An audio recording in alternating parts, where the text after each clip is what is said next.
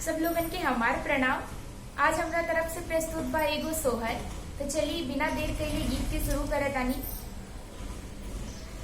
राजा जी रउआ पैया परी ननद के बोला दी, राजा जी रउआ पैया परी ननद के बोला दी, राजा जी रउआ पैया परी ननद के बोला दी, राजा जी रउआ पैया परी ननद के बोला दी।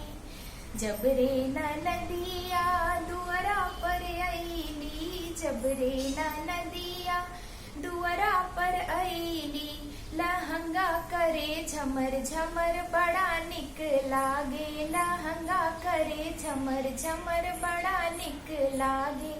सैया जी रउआ पैया परी ननद के बोला दी, राजा जी रउआ पैया परी ननद के बोला दी।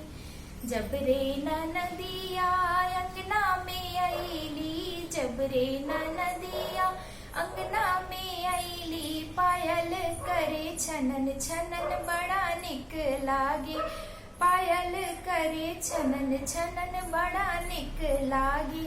राजा जी रउआ पैया परी ननद के बोला दी, राजा जी रउआ पैया परी ननद के बोला दी, सैया जी रउआ पैया परी ननद के बोला दी। जब रे ननदिया नेग कुछु मंगली, जब रे ननदिया नेग कुछु मंगली, करे जा करे धकर धकर का हो दियाई, करे जा करे धकर धकर का हो दियाई। सलाह करिए राजा का हो दियाई, सलाह करिए राजा का हो दियाई।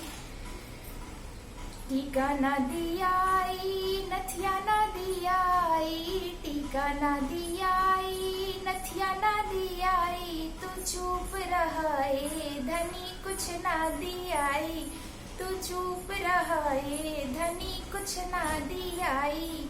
टीका ना दियाई नथिया ना दियाई, तू चुप रहे धनी कुछ ना दियाई। राजा जी रउआ पैया परी ननद के पहुँचा दी, राजा जी रउआ पैया परी ननद के पहुँचा दी, सैया जी रउआ पैया पैया परी ननद के पहुँचा दी, सैया जी रउआ पैया परी ननद के पहुँचा दी।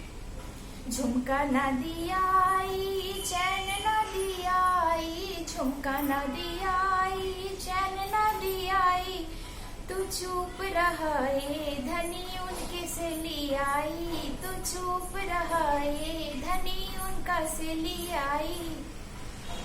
राजा जी रउआ पैया परी ननद के पहुँचा दी, राजा जी रउआ पैया परी ननद के पहुँचा दी, सैया जी रउआ पैया परी ननद के पहुँचा दी। चलिए ये गीत निमन लागल होके तो जरूर लाइक करें, चैनल के जरूर सब्सक्राइब करें। धन्यवाद।